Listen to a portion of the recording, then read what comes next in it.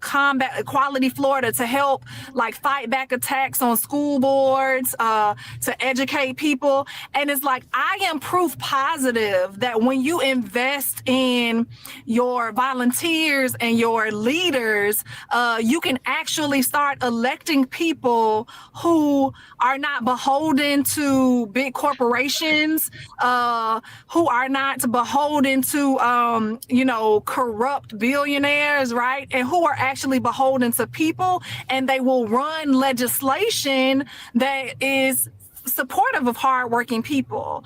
I am someone who has always stood up and pushed back and never wavered, even when it was not politically expedient for me, right? Like, I was able to, when Ron DeSantis unconstitutionally drew maps to get rid of Black congressional districts, myself and Representative Travaris McCurdy, we were the two lawmakers that led, and then we had more of our colleagues join the peaceful protest and sit-in that actually stopped the House business for like over an hour, right? And we did that because we knew he was breaking the law, right? And so we knew he was breaking the law and like going against the Constitution.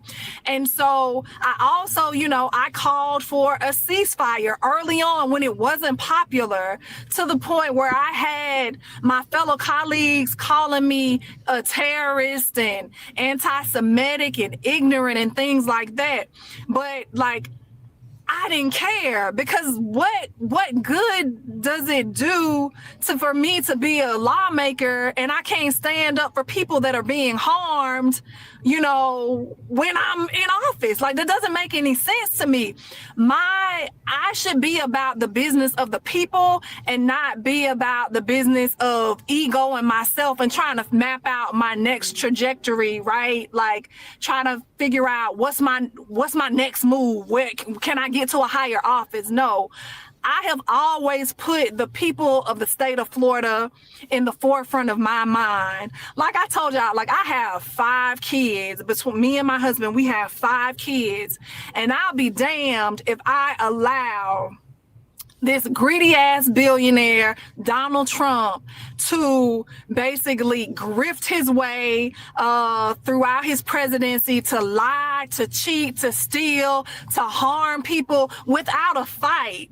And not only that, there are seniors right now who have worked their entire lives and they can't get the just due rest that they deserve, because we have these corporations that want to exploit workers, that want to end Social Security and end things like the Affordable Care Act, because they want people to have to work for them at very low wages so that they can make more money on top of more money on top of more money. If we start electing people who come from the community, people who understand what it's like to walk outside your house and look in your driveway and you see that your car done got repossessed because you had to make a decision like me between making sure that my asthmatic child had her inhaler and that I was able to keep a roof over her head, right? Like, that has happened to me. If we were starting to elect people who know what it's like when your heat breaks down and you got to open up your oven to warm part of your home, right? Instead of electing people or who are only going to look out for billionaires who throw $50 million weddings. Meanwhile, we got people living on the streets who are now potentially going to go to jail because they can't afford to keep a roof over their head. Like, that's absolutely ludicrous and unacceptable. And I refuse to keep business as usual and the status quo going on without a fight. And so that's why I'm running for United States Senate. And I honestly know that we can win. I know people are asking, like, there's a question about my viability.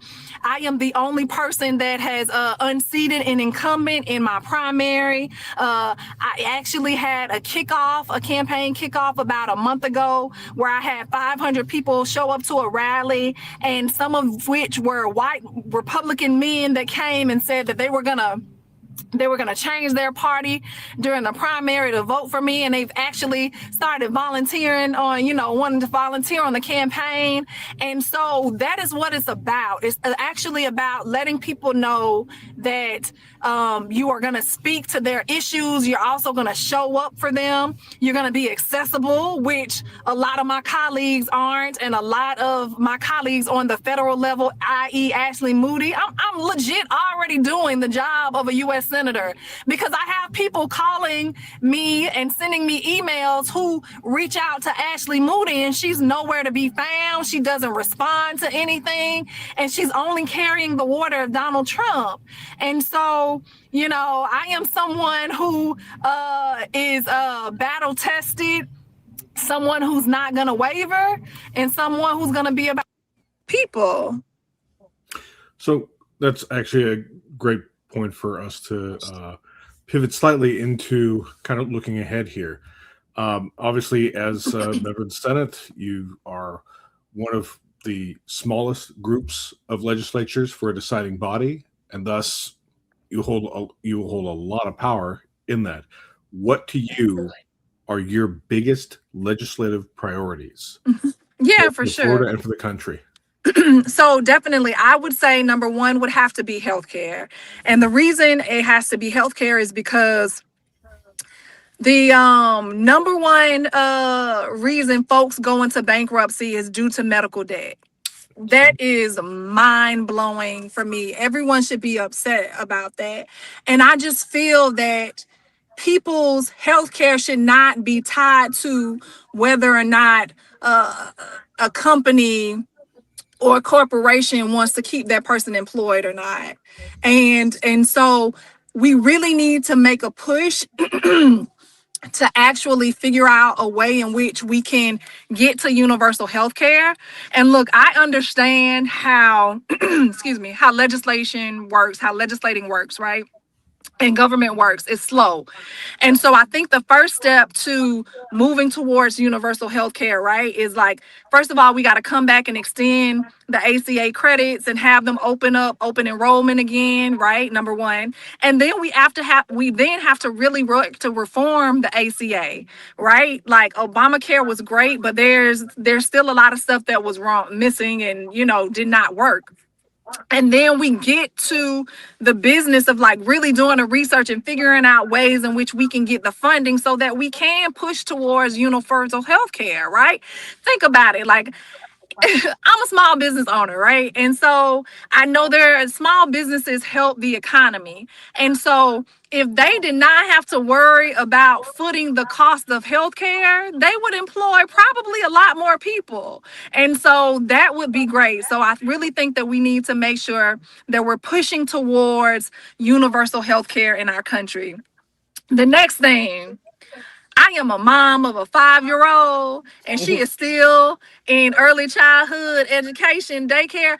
Daycare is expensive. Early childhood education is expensive. I'm paying $1,000 a month, and that's with me getting a good discount, right?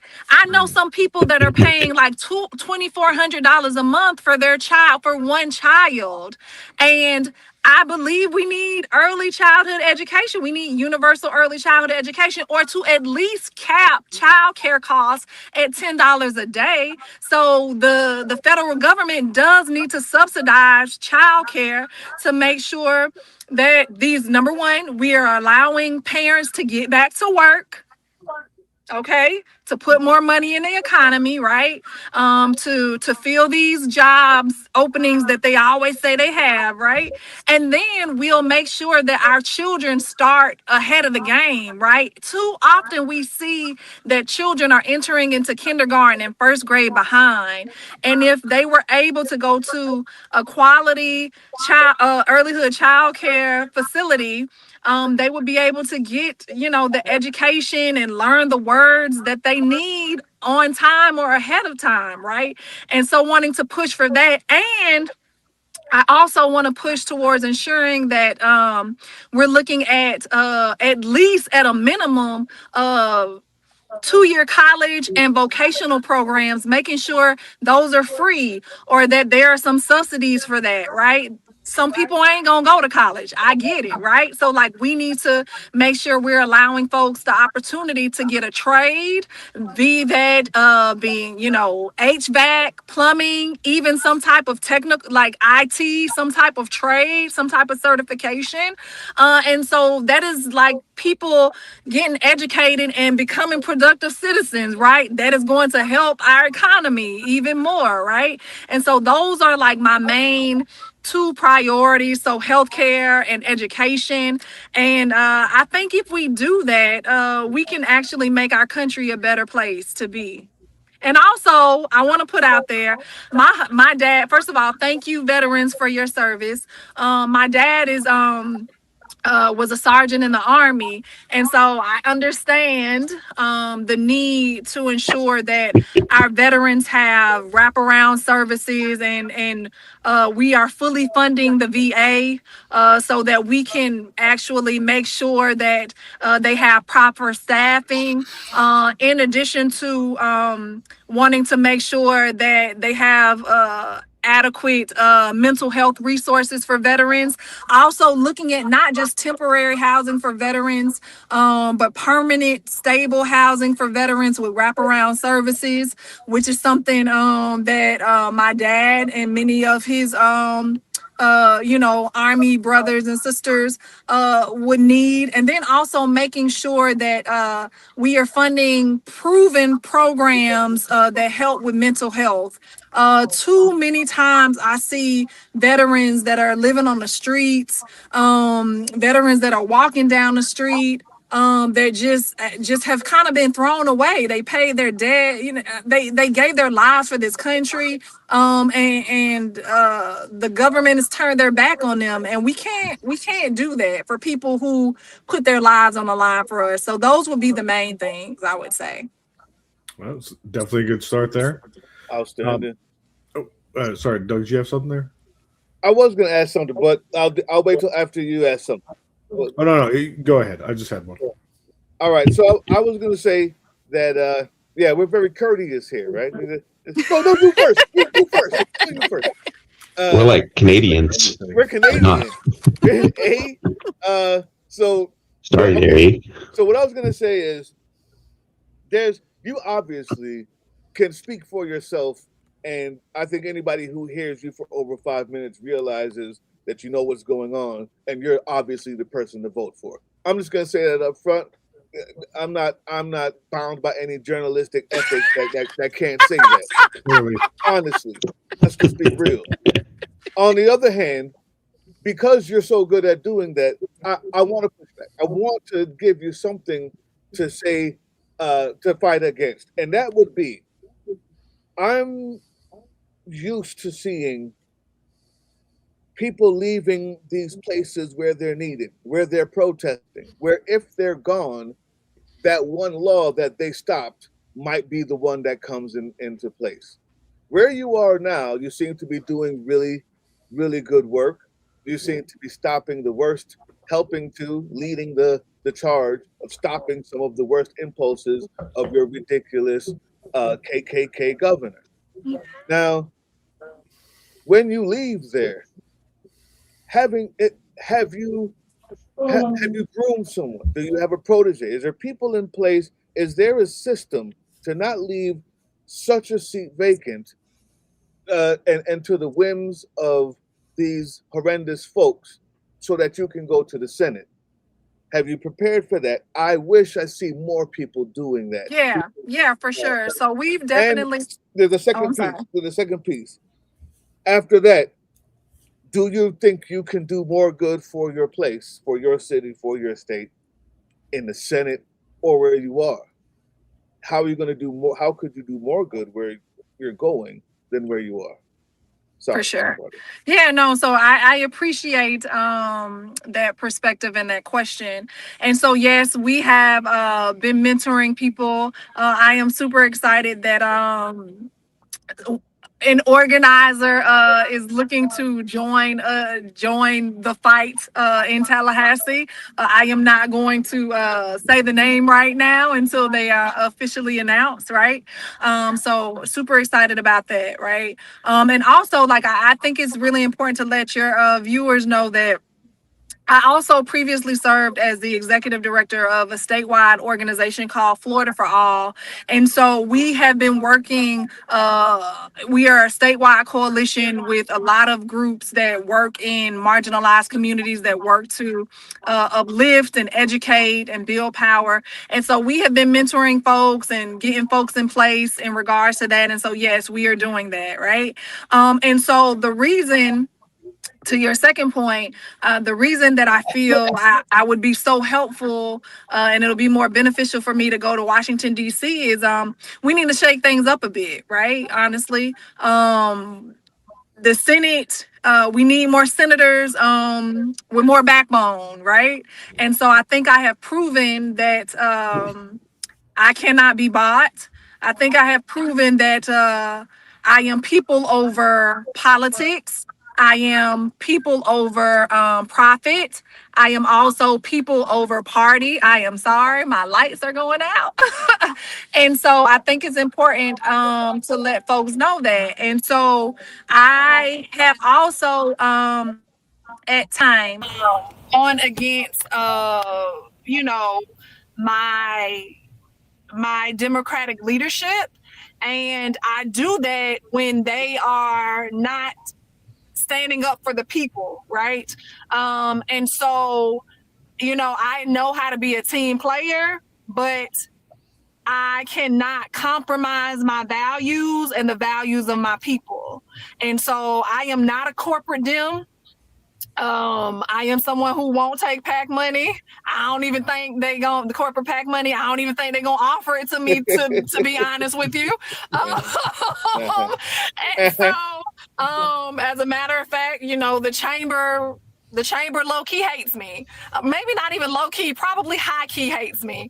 And so I just, we're dealing with a guy that is trying to set himself up to steal an election. We're dealing with someone who said there may not even be a need for an election. We're dealing with someone who is more concerned with enhancing and growing the bank accounts of his family and his friends and himself. Look, let me tell you how Donald Trump operates and why. If the House votes to impeach and I am in the Senate, I will vote to remove, and then I will try to push and make sure that he is prosecuted and convicted of all his crimes.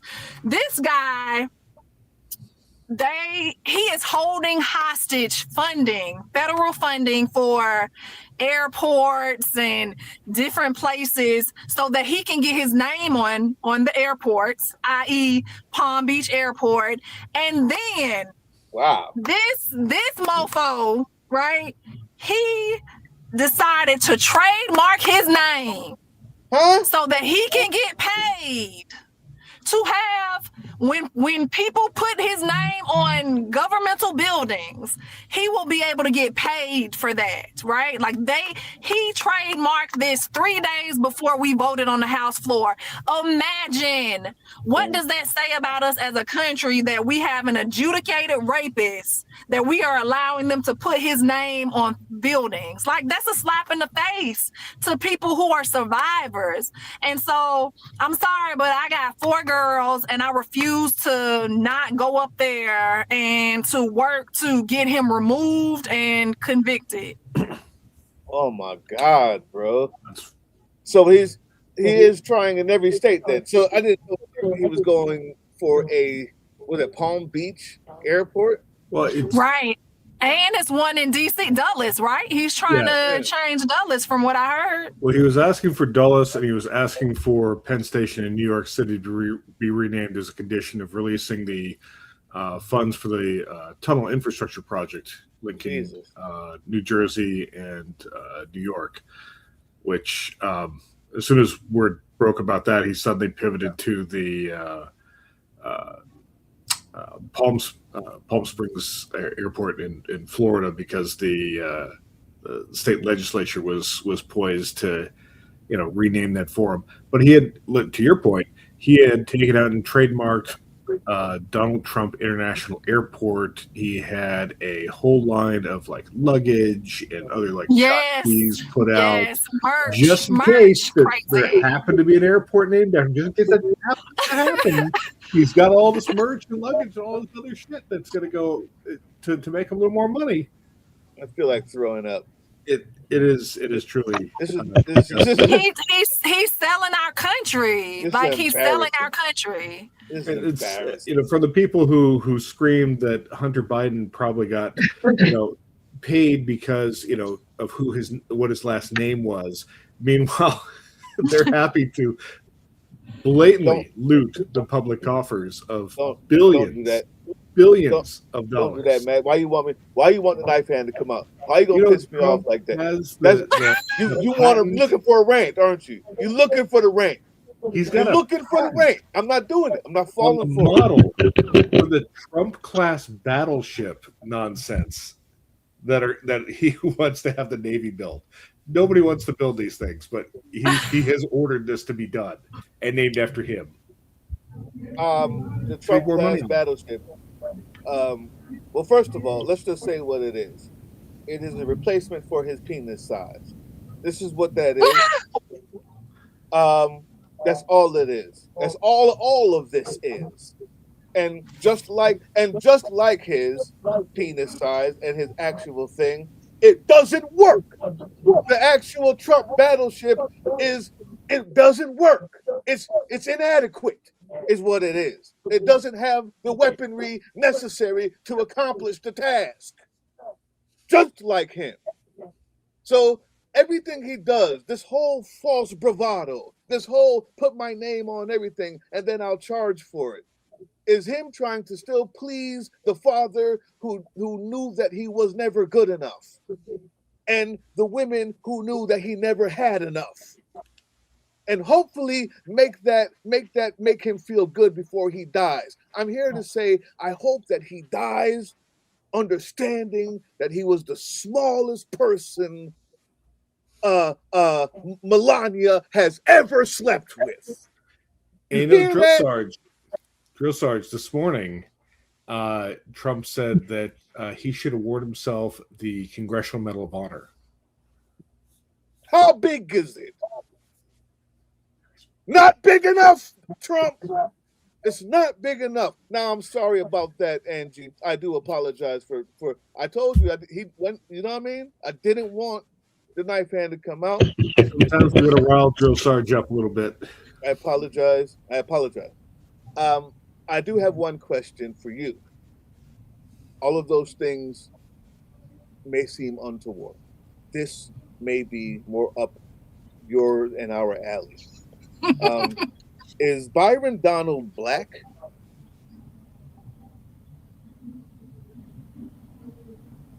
Okay, appreciate it. I was just wondering. Outstanding. When you go ahead. I didn't say anything. I just looked. No, I feel you. That's all I needed. That's all I know.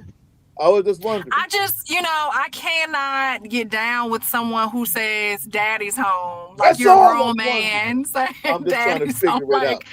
that was really like kind of caught me off guard, That is a truckload of psychological issues on display right there. I mean, that is what he said after Donald Trump got elected. It's so funny because Byron Donalds, he was a former state rep.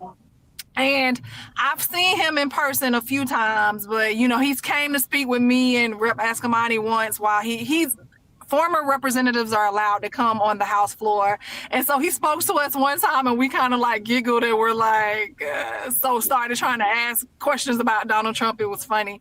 But then when he thought that I was going to be running for governor, the next time he came, he just basically like totally like ignore. It was just weird. Like I was right next to Rep Escamani, and he was just really actively trying to ignore me. So it was funny. But you know, I think his wife should figure out.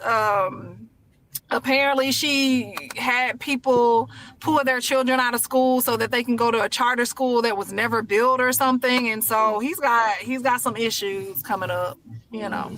Did he wear tap dancing shoes? You know, he is someone who I think I have a problem with someone who got in trouble and was arrested and all types of stuff, but don't want to give people the same type of grace that he received. There we go. That is. There we go. There we go. I don't understand that. No, that's it. That's the one right there. That's the one. That's when you. Yeah, he believes in second chances for himself, but not for other people. He wants to seem as though he's about this law and order stuff, but you know, I heard he was like one of the biggest scammers in Tallahassee when he went to school here. Is that the case? Is that the case? All right. Well, I was wondering how silver the bottom of his shoes were, and now I see that they are reflective. So, I was just wondering. Now, you know, I appreciate your grace with which you handle this, and that lets us know that you belong in a position where you're headed. Definitely, because I don't have that amount, but well said, and that is the point. When these things come up, the second chances, knowing his criminal background, knowing the second chances that he got, it comes down to, will you enjoy the house more than your people? And I feel like he has found the house more comfortable, and it's unfortunate. And I can't wait to see people like you help to represent us up there in Washington. And I'll just leave it there. So, Big Sarge. So what's the timeline like here? You're running for the seat that was vacated by Marco Rubio. So there's a special election. Correct. What does that timeline look like for you? Yeah, so it is going to be the same timeline as the other races in the state of Florida. We have a primary August 18th, and then the general election is going to be Tuesday, November 3rd. And so I am asking folks to spread the news, the good news about me, let people know that I am actually running. Also to volunteer, and also we need your money. Again, I am not the typical establishment candidate. I am someone who just does not fit. I'm gonna be truthful, the regular Democratic, mold of what they feel should be a person who would be a U.S. senator here in the state of Florida. But there was a community organizer that made his way to the top before, and I have what it takes. And again, I am someone who has unseated an incumbent before. I am someone who ran 7 months pregnant when I first ran and unseated that incumbent, wind up getting COVID and was still running for office, and really campaigning hard because I really care about the future of Florida and the future of this country. I really want people to realize that we deserve so much more in this country. We really deserve people who are really going to be honest and who are going to be transparent, who are going to be ethical. People can make mistakes, but but we really need people who are honest and really have good moral values. And yes, I am a fighter, but I'm also someone who believes in leading with compassion and leading with grace. And I want to invite people to really think about building a new vision and thinking about dreaming big, right? Because honestly, we're living in someone else's dreams. we're living in that top 1%, maybe it's like top 1.5% now, right? We're living in their dream. And for many of us, it's a nightmare. But it's really should be really upsetting that there is so much wealth at the top, like the top 3 billionaires, like own the majority, and like they make more money than like I was seeing like a whole lot of the working class. Like that is crazy. And these folks have convinced us that if we just want to take a break or take a vacation, that we being lazy. Like that's crazy to me. Like we deserve to be healthy, to be prosperous, to be safe, to experience rest, to experience joy. And if we honestly just start electing hardworking people who look like the community, the entire country, and not just the top 1%, right? Or aren't just beholden to them, I think that our country would be totally different. We would actually pass policies that benefit everyone, not just the select few. Like that is attainable here. I need people to know like that we can actually make that happen, but they just have to believe and they have to put in the work. And they have to stop allowing people to divide us, because division is profitable. These people are it makes no sense to me how many of us are still struggling and trying to gather our footing since COVID. But these big corporations were making record profits during a pandemic. And people have not been able, hardworking people have not been able to get back to where they used to be. And so that clearly shows us and illustrates that there are some intense market failures. And I want to be real about this. The market ain't free right now. There's not a free market here in this country. The market here in this country is run by Amazon and the Jeff Bezos and the Mark Zuckerbergs of the world. The market ain't free. They got the thing. It is rigged. If you really do your research and digging, like Amazon owns so much stuff, a bunch of the cloud services and just all types of stuff. They have a monopoly, right? They are the ones that are pushing these horrible bills. And so if we start electing people who are not beholden to them, who are unafraid to vote against them, we will start changing this country for the better. And I am that candidate to help do that. I think that might dovetail well into the next question I actually have, which is, how do you appeal to those who might not support you at the moment, who might be, maybe they're not, hard aligned to say, Trump and the MAGA movement, but they're definitely not Dems, or they're fed up with the Dem party, or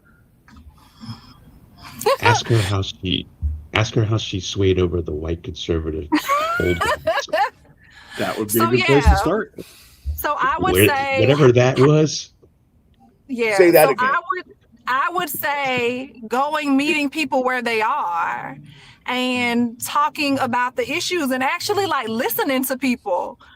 I have never ran a bill that was not brought to me. I only file legislation that comes from hardworking people. And so I think it's really important to listen to people. I'm a community organizer. I know the importance of listening and figuring out what it is that people need and what they want and their aspirations, right? And really working to address those issues and just really have to go meet people where they are and have conversations with people. And so that's what I plan on doing. And I'll never forget, I had these Awake the State meetings that I started when I was just going across the state, talking to people and just really listening. I was on a listening tour and I talked in Putnam County. And there was this big scruffy white dude that came. He had a bald head, he had on a baseball hat, he had a large beard. And after I had spoke, he came up to me and I was like, oh, I was in my head, I was like, oh shoot, he about to go off on me. And he threw his hand out and he said, I just want to say, I like what you said. You weren't preachy and you really had something to say, and I appreciate you. And you got my vote. And so I was like, yes. And he was a Republican. And so it's just like, because I just really care about people. And so, I love this state and I love this country, but I am critical of it because I know that it could be better and that it is leaving a lot of people behind. And so I am willing to put in the work for it too, though. I'm not someone who's just going to talk about it and just talk. Like, I'm actually like having conversations with people, coming up with ideas with people, trying to figure out ways in which how we can calm the rhetoric down. Because if we want to win people over, right, like we got to call people in, not call them out. Now, let's be clear, like the straight foolish racist, like there are some people that we just got to let go. Yes, call them out. I tend to just call out legislators, right? But I really believe that, like, again, we all want the same thing. Everybody wants to be healthy, prosperous, and safe, right? And we all deserve that. And so when you really start having conversations with people about what it is that they want and what they desire, folks realize we want the same things, and that like there is a way in which we can work together to actually accomplish it. But of course, we got to get big business out of government and actually start electing people again that put people over profits. And that's how I would win Republicans and MPAs. I think it's a pretty solid approach. Like you said, at the end of the day, everyone just wants to be happy, healthy, and have a chance to prosper in this country, regardless of politics. And that's certainly not a message you're going to hear from the other side. Never. Go ahead, sir. Okay. I was just going to say tacos. Tacos. Tacos. So there is a theme that you said your first major issue is healthcare. About a month ago, on what is that, Channel 4 over there, out there, and you were also interviewed on the news, and the first thing was people are paying too much for healthcare. This isn't something that we are just finding out. This has been something that you've been pushing since you started, is what where I'm going with that. Also, knowing that you came from, and you're coming from a state where, what's his name? Tim Scott, whatever his name is, Rick Scott created yeah. The fraud, stole all that money. All of the fraud. Mm-hmm. You're coming from the state where the same person who's the attorney general now was doing everything for money and corporations, especially those in healthcare. I don't know that much, but I know when you follow the money, there is a very big pile of it at the feet of healthcare and the industries that surround it in Florida. Have they taken notice of your campaign, your constant barrage of truth, and has it adversely affect your coffers? So I would say yes. And then I would say they have taken notice. I would say that the Republican Party is really fearful of me because they do recognize that I can build a complex coalition of people from all walks of life and who cross party lines, right? And it was quite funny how, when I rolled out, like they started sending out fundraising emails about me. And so let me tell you, when I first came to the House, I talked to House leadership and I said, how can I be successful in this process? And they told me that I need to decide whether or not I want to be an advocate or if I want to bring money home.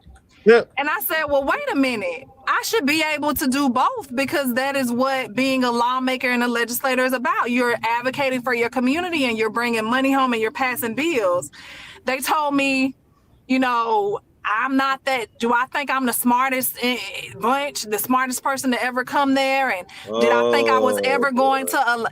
Who do I think I am? Because I thought I was going to come there and change the game. That's the way the game should be played. And so I made the decision then and there because I realized they didn't want me to be vocal because they didn't want me to wake people up. Like, that is why there is an attack on woke, because these people who are these corrupt politicians who are in power and who are in bed with these greedy ass corporations. I need to clarify. This is the Democratic Party you're talking about that you went to ask. No, this is the Republican. These are the Republicans. Okay, all right. Continue on. I'm sorry. Can you hear me? Continue on. I just wanted. It was important to make sure, like, if you were talking to your party and that's what they told you, or if this is, that's what I needed to clarify. You can continue on. Greedy people in bed with companies. Let's go. Oh. Let me. Can y'all hear me? Do we lose? I'm gonna log off and rejoin. Give me 1 second. Look what you did, Doug.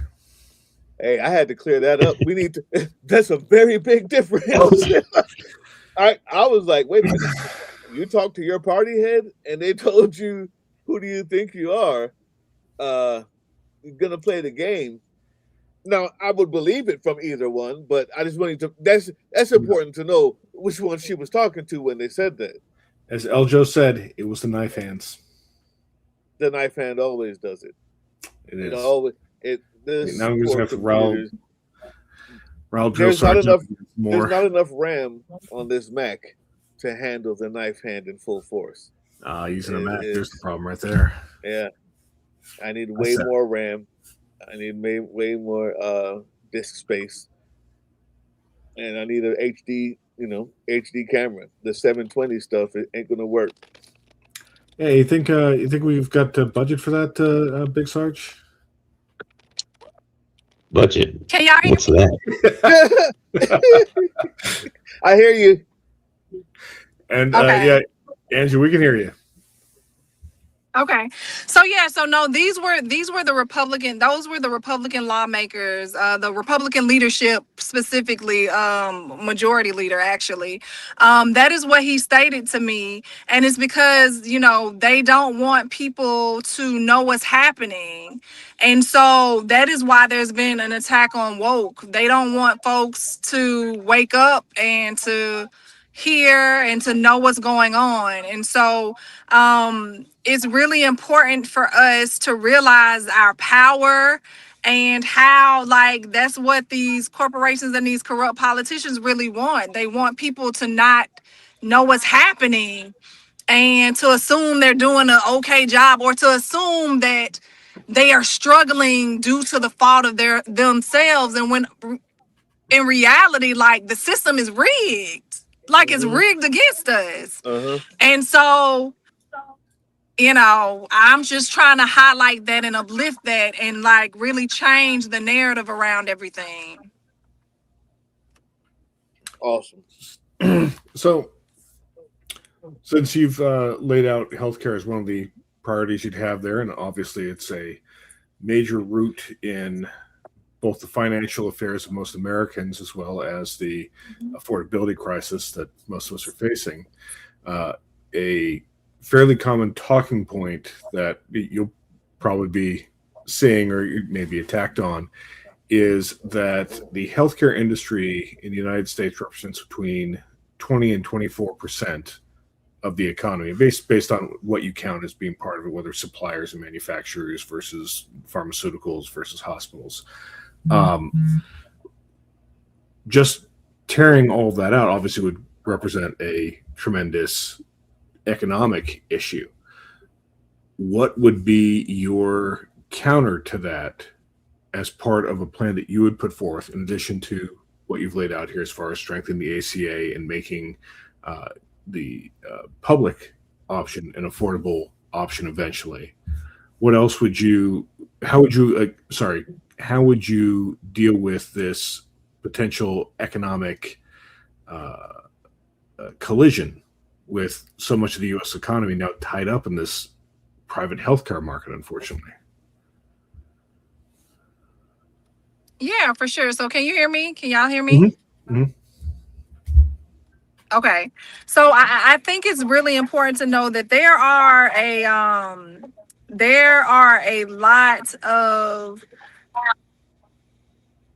there's a lot of holes around like different types of jobs and things that folks need. So like we have a mass exodus of teachers, right? So like we really need to try to get more teachers.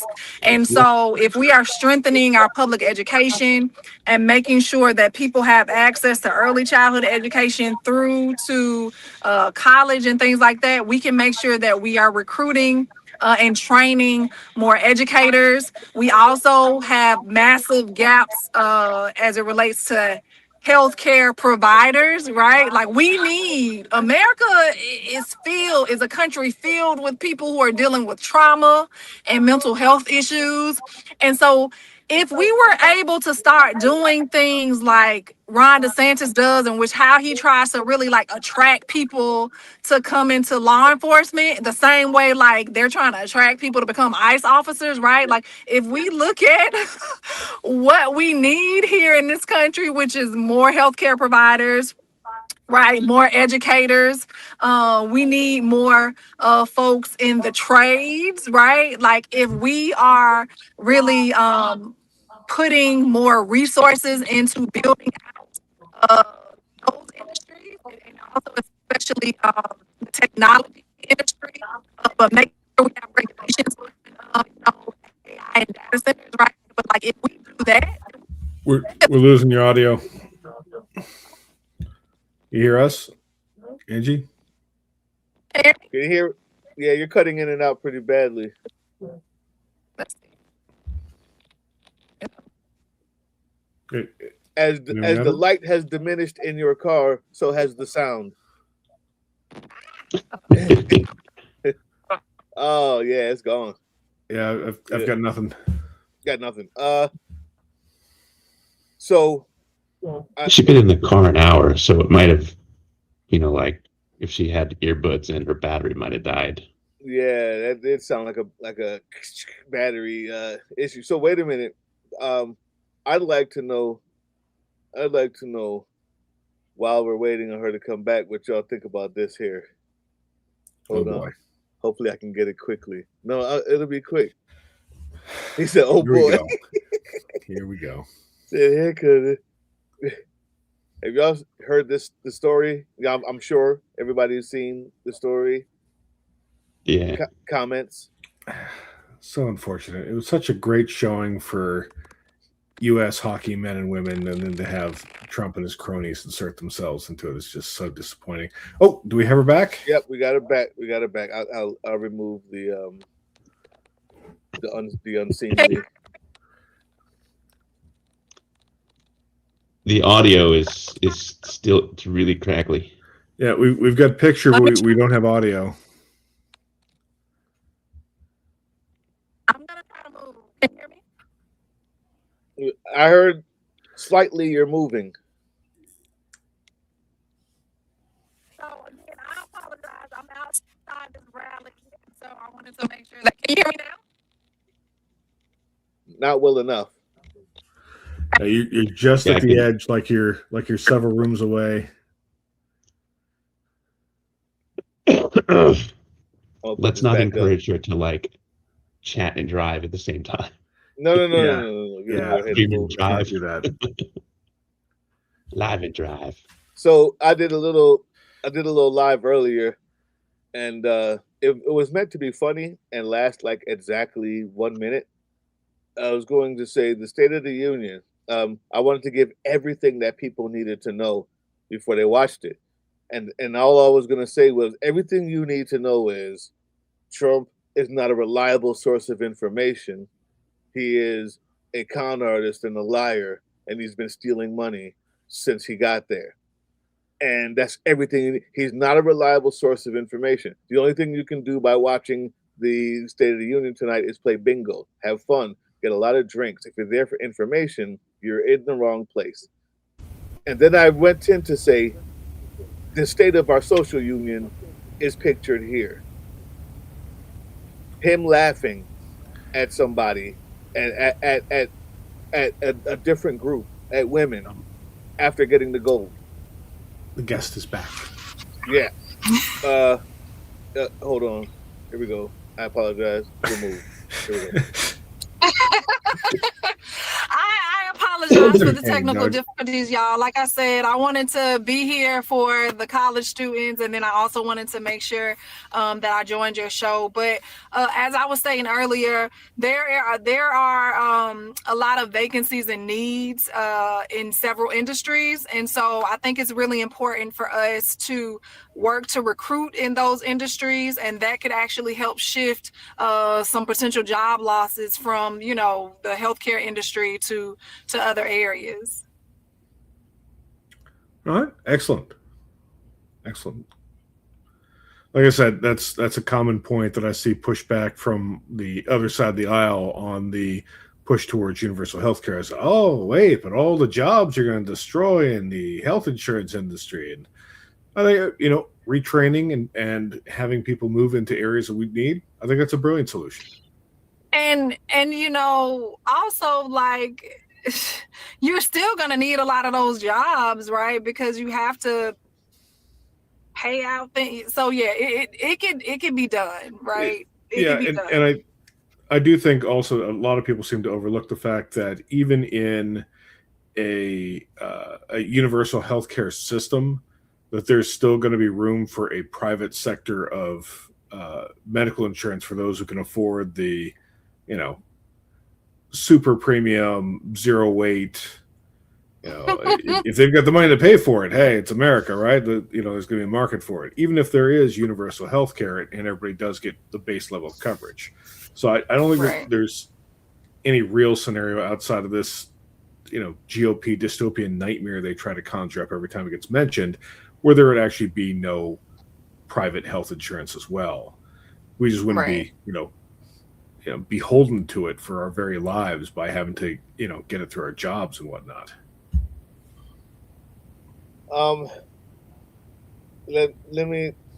Should we abolish ICE? So I think it's really, I really want to highlight that I filed legislation back in November here in the state of Florida to actually, it's called the Visible Act with Senator Carlos Guillermo Smith.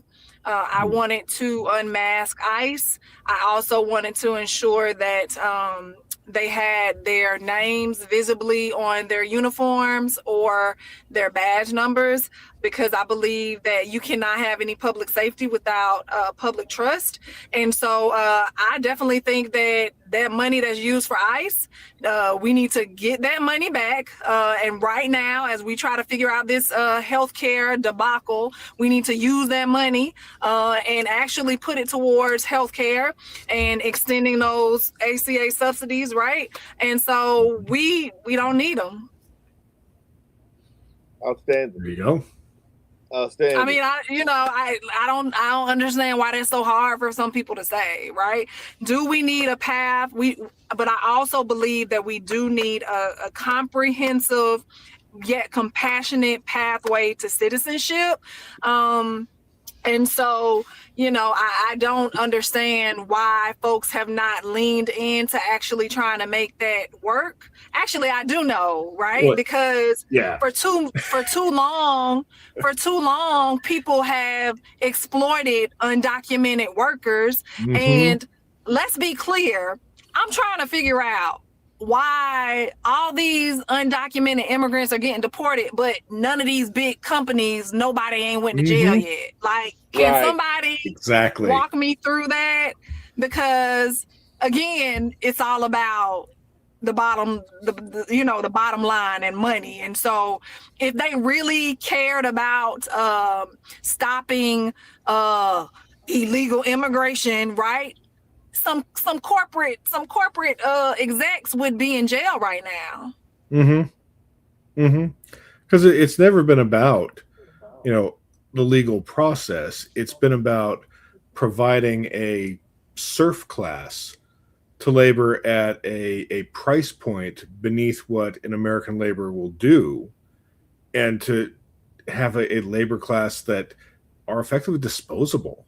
That Yep. no matter what abuses they rain down, how poorly they're treated, how poorly they're paid, they have no legal repercussion. They have no way to sue. They have no way to, you know, if they alert authorities, the business just has them deported.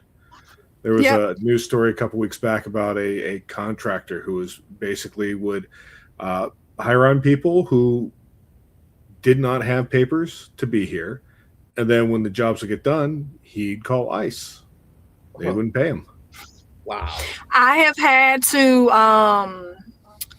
help folks that I mean, wage stuff is a big thing. Wage stuff is a big thing for U.S. citizens, and it's definitely a big thing for undocumented people. But again, like I said, these company owners, these execs, right? They need to go to jail too. They're the ones who really breaking the law. Yeah. That's crazy. Not to mention they're ones that basically are creating the money baseline for the ecosystem, this kind of shadow economy of labor that goes on. I mean, without them, it doesn't happen. You know, it's there's nothing to feed that then.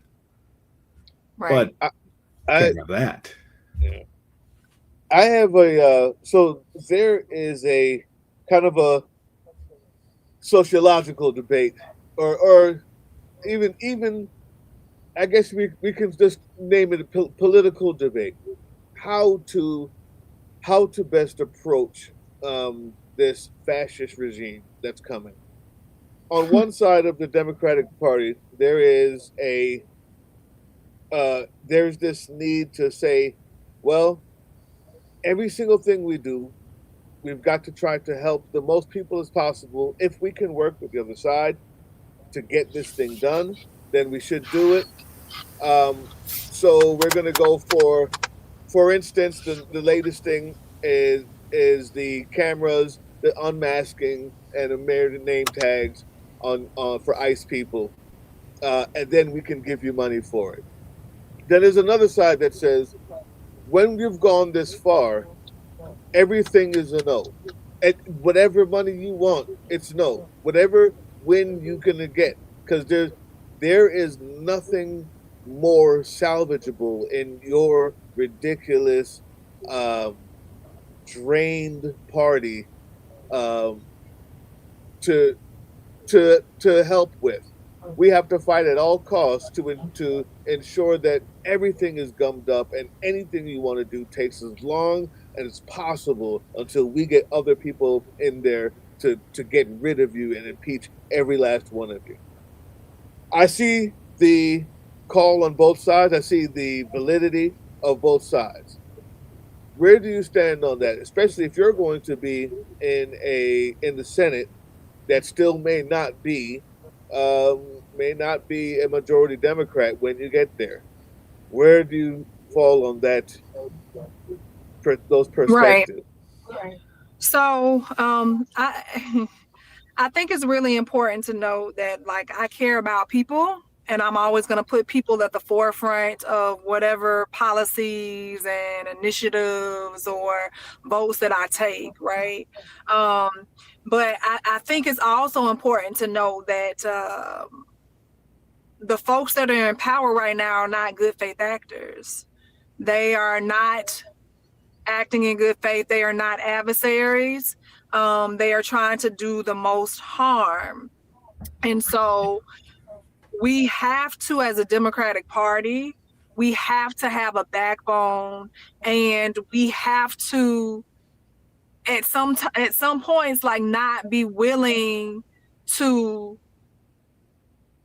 compromise on certain things. Like, there are people that are going to die right now. because they cannot afford their health care. There are people that are going to die. There are people that have died because the ACA subsidies were not extended. And so I don't want blood on my hands. There are people that were shot and killed, like they shot and killed people in the streets, like ICE did, the Border Patrol, whatever, DHS, right? Like there are people, like we are seeing a rise in anti-Semitism and Islamophobia. Here in the state of Florida, they are trying to categorize anybody that basically dissents pretty much almost as a terroristic organization. Like, these are life or death things, and we need to send people who are going up to DC who are going to hold the line for hardworking people. We have tried that moderate way, right? And so let's be clear, like you do work to compromise, right? But like, where has this gotten us right now in regards to continually pandering to the other side in power right now?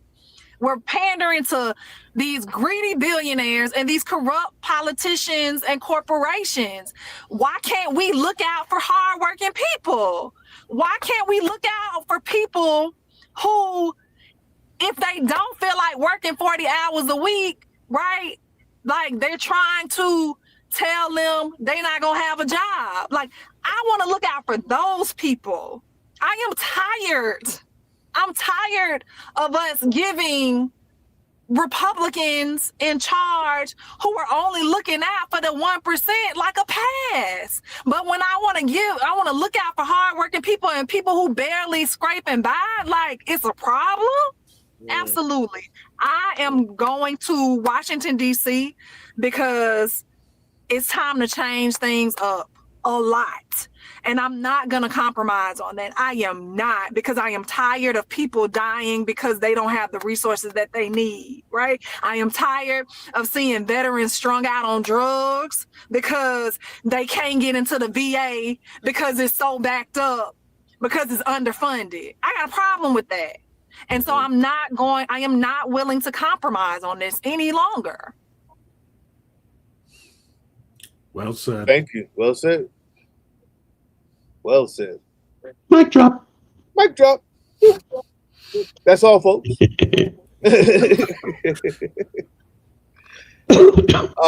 Yeah. And I think I want to also point out, I'm sorry, because I am an organizer, right? Go ahead. Like, elected officials can't do it alone, right? Like, I have so many people that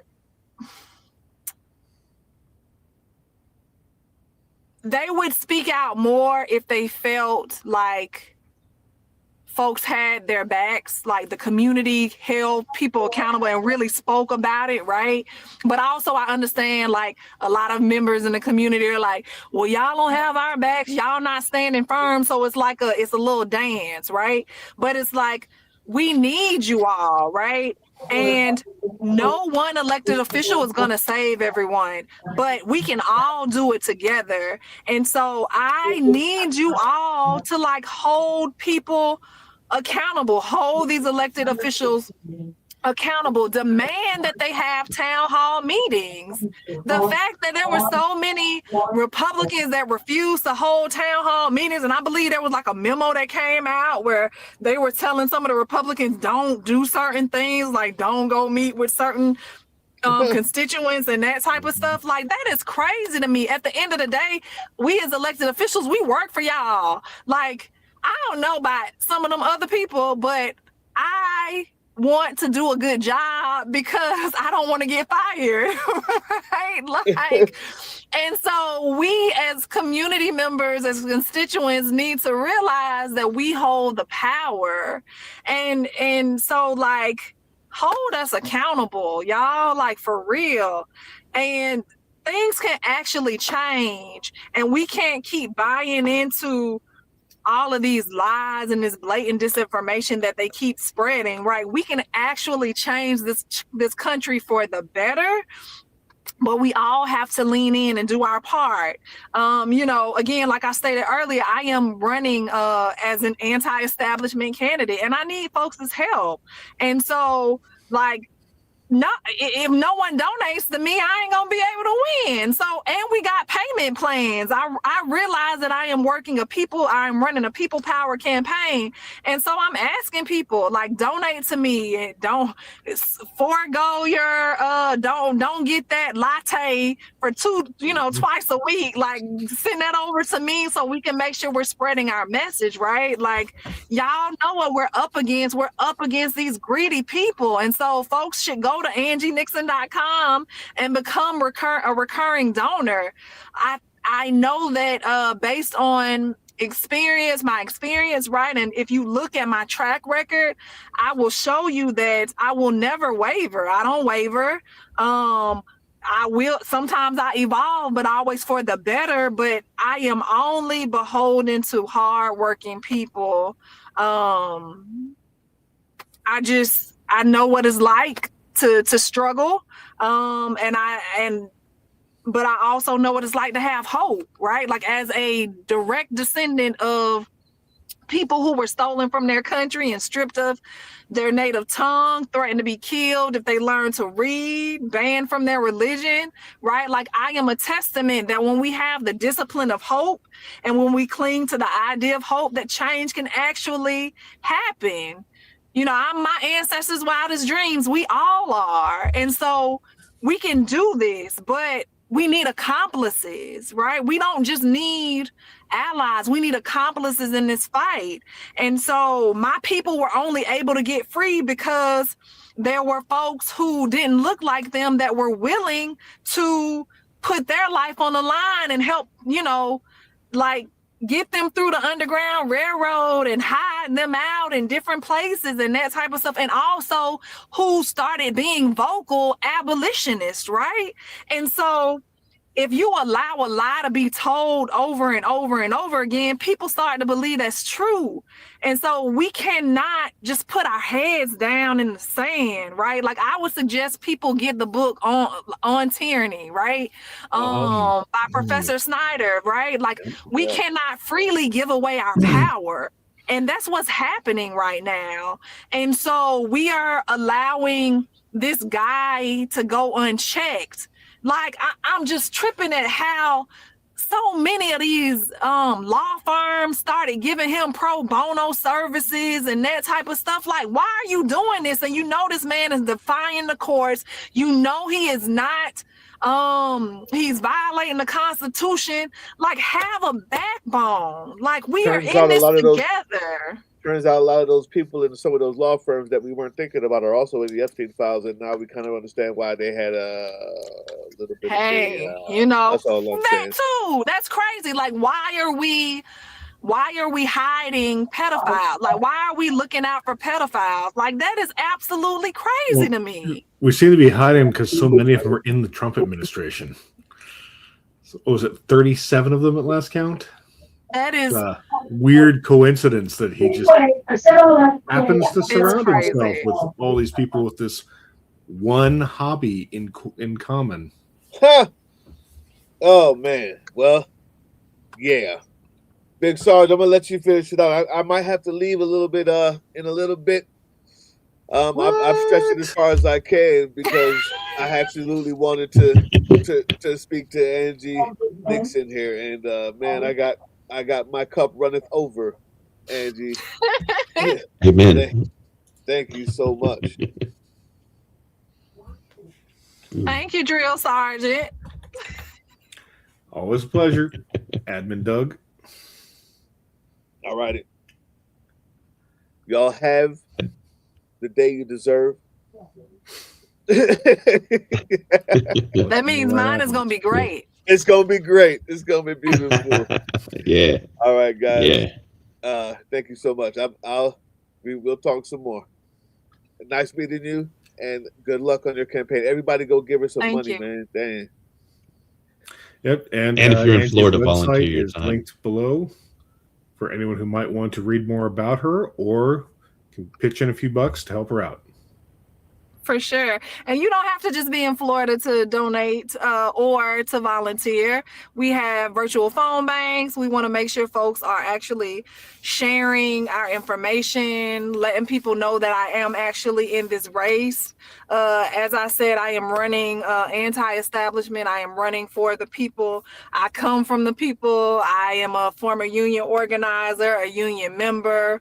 I'm a small business owner. I come from movement. I'm a community organizer. And I just think we deserve so much more than what we've been getting here in our country. And I plan on fighting to get that, but also leading with compassion and ethics. I love it. I wish I could vote for you. Like I would go down there and do illegal things. Was that my out loud voice?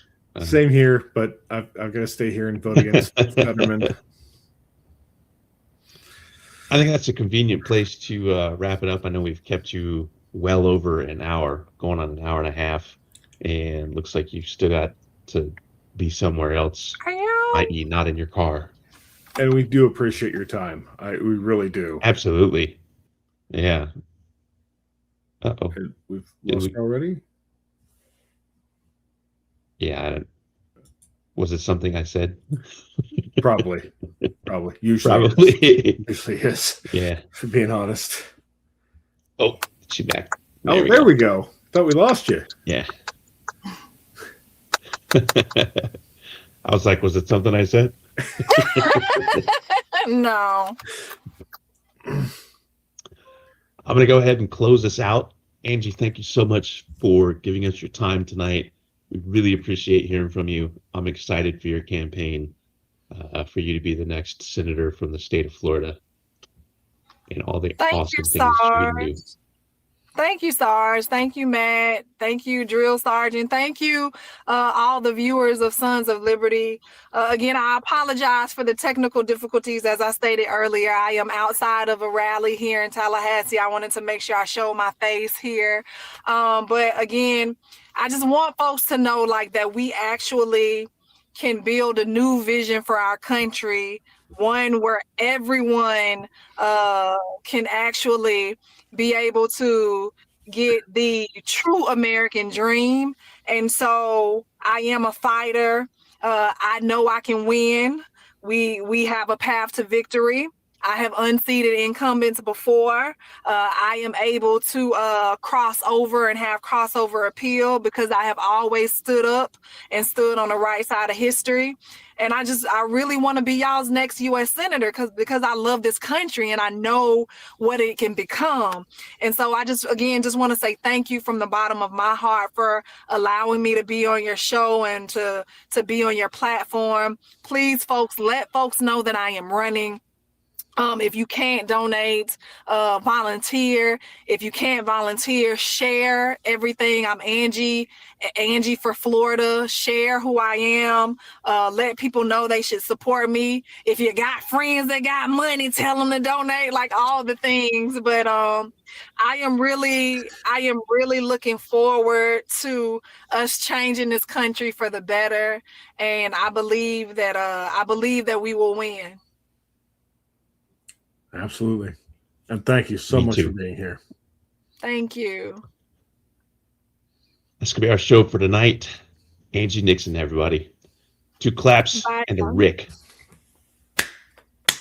Woo! Woo!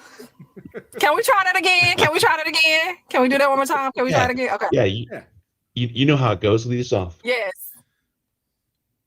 No, you do it. Start it. I want to do the woo with y'all. All right. One more time. We're gonna do 2 claps and a Rick. One more time. Woo! Good night, y'all. Thank you. Good night, everybody.